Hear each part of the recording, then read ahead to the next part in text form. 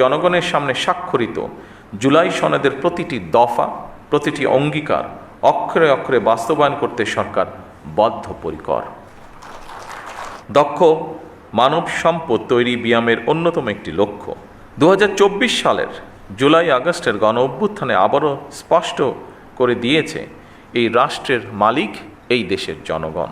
Bangladesh institution of administration and management foundation BIAM 1991 সালের 29শে December যাত্রা শুরু করেছিল।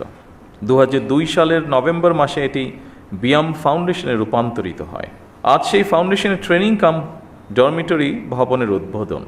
বিয়ামের প্রতিষ্ঠা থেকে শুরু করে আজ পর্যন্ত অগ্রযাত্রার দিন তারিখগুলো প্রমাণ করে দেশ এবং জনগণের স্বার্থে বিএনপি সরকার বরাবরই একটি সুদক্ষ এবং প্রশিক্ষিত জনপ্রশাসন দেখতে চেয়েছে এবং দেখতে চায় ভবিষ্যতে।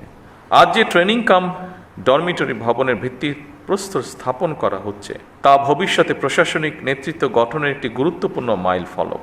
এই ভবন শুধু একটি অবকাঠামো নয়, এটি হয়ে উঠুক জ্ঞান চর্চা, নেতৃত্ব বিকাশ এবং অভিজ্ঞতা বিনিময়ের একটি প্রাণবন্ত কেন্দ্র। দক্ষ মানব সম্পদ তৈরি বিয়ামের অন্যতম একটি লক্ষ্য। বিশেষ করে সরকারি কর্মে নিয়োজিত মানব সম্পদকে আধুনিক প্রশিক্ষণের পাশাপাশি প্রযুক্তির সর্বোত্তম ব্যবহারে সক্ষম করে গড়ে তোলা অত্যন্ত জরুরি। তারই ধারাবাহিকতায় বর্তমান সরকার মেধা নির্ভর, আত্মবিশ্বাসী, সৃজনশীল ও দায়িত্ববান মানব সম্পদ গড়ে তুলতে বদ্ধপরিকর।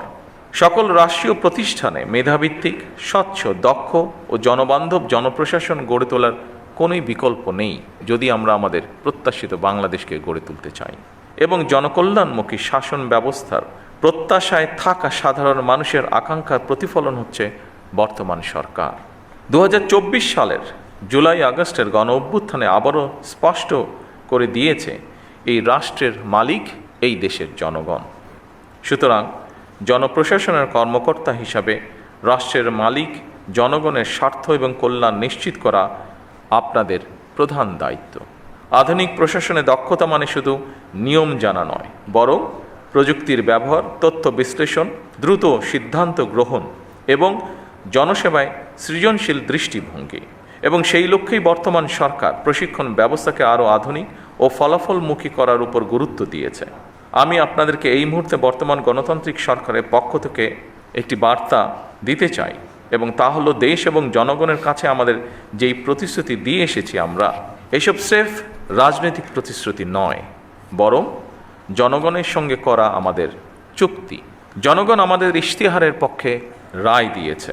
সুতরাং বর্তমান গণতান্ত্রিক সরকার নির্বাচনী ইশতেহার এবং জনগণের সামনে স্বাক্ষরিত জুলাই সনদের প্রতিটি দফা, প্রতিটি অঙ্গীকার অক্ষরে অক্ষরে বাস্তবায়ন করতে সরকার বদ্ধপরিকর। আশা করি আপনারা আপনাদের মেধা ও যোগ্যতা দিয়ে জনগণের কাছে দেওয়া সরকারের প্রতিটি প্রতিশ্রুতি দক্ষতার সঙ্গে বাস্তবায়ন করতে ভূমিকা রাখবেন। বিশ্ব এখন আর্টিফিশিয়াল ইন্টেলিজেন্সের যুগে প্রবেশ করেছে। সুতরাং বৈশ্বিক প্রতিযোগিতায় টিকে থাকতে হলে জনপ্রশাসনের কর্মকর্তাদেরকেও সময়ের সঙ্গে মোকাবেলায় নিজেদেরকে প্রস্তুত রাখা অত্যন্ত প্রয়োজন। আপনাদের প্রতি আমার আহ্বান, নিজেদেরকে শুধু প্রশাসনিক কর্মকর্তা হিসেবে নয়, বরং জনগণের সেবক এবং বন্ধু হিসাবে ভাবুন।